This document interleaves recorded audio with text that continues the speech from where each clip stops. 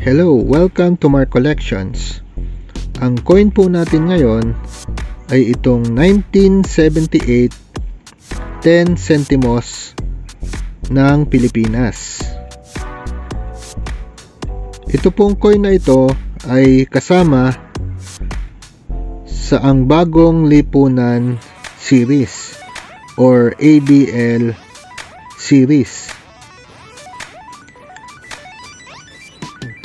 Ang coin po na ito ay may diameter na 18 mm.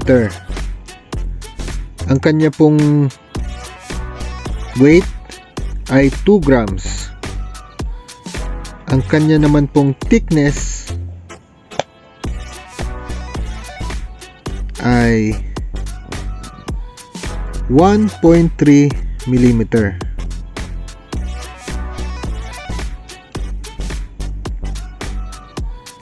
Ang kanya pong edge ay reeded.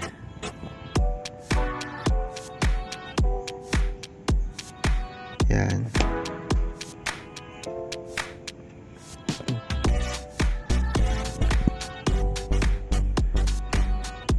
Ang sako po na year ng ganitong coin ay 1975 to 1978.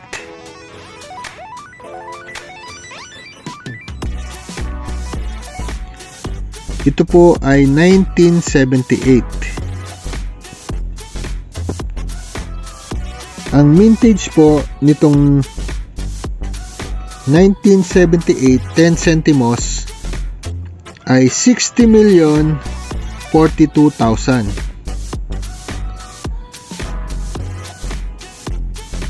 Sa lahat po ng year ng coin na ito pong 1978 ang pinaka malaki ang mintage.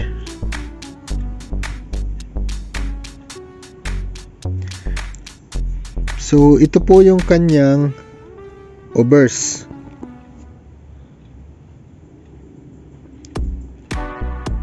Or yung harap. Yan.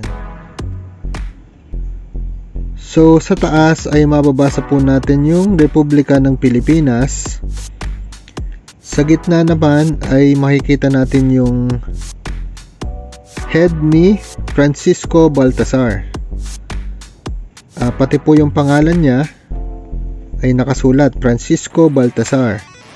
Then sa right side ng kanyang head ay nakasulat yung denomination na 10 centimos.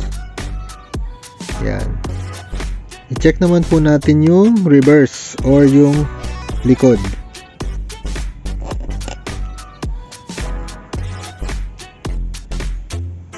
Yan.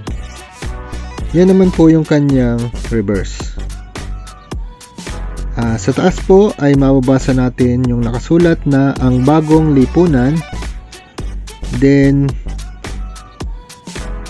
sa inner circle, mababasa naman po natin yung Bangko Sentral ng Pilipinas at yung date na 1949. Yun po yung year kung kailan na-establish yung Bangko Sentral ng Pilipinas. Yan. At sa gitna naman po ay makikita natin yung BSP seal or yung seal ng Bangko Sentral ng Pilipinas. Yan.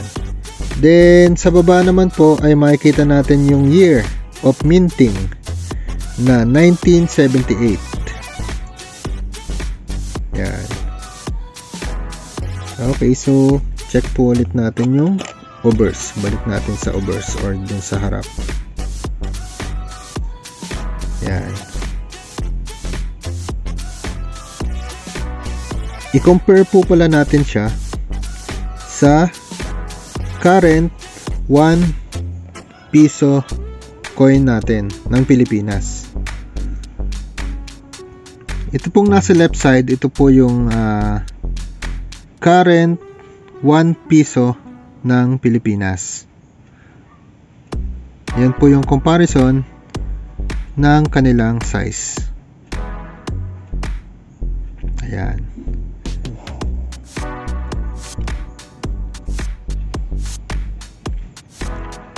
Sa Numista website po, ang price po nitong 10 centimos 1978 ay nagre-range from 10 pesos to 39 pesos. Yan po yung price range sa Numista website. Okay, so yan lamang po para sa video ito. Maraming salamat po ulit sa inyong panonood. Sana po ay pa-like at pa-subscribe naman po kung hindi pa po kayo nakakapag-subscribe. At pa-click na din po ng notification bell para po updated kayo pag mayroon po tayong bagong upload na video. So muli po ay maraming salamat. Ingat po kayo palagi. God bless you po. Bye-bye po.